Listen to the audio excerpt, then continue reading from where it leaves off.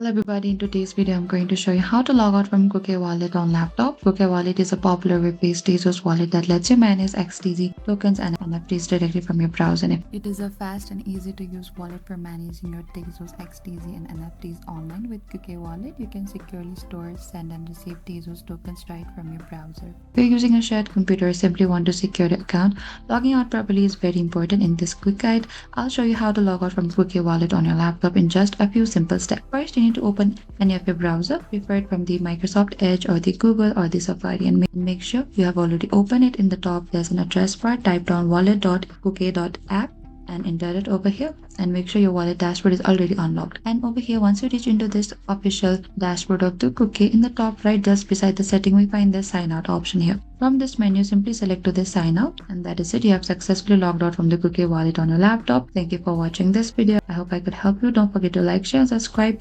If you have any trouble or confusion, please comment down below and we will reach out to you very soon.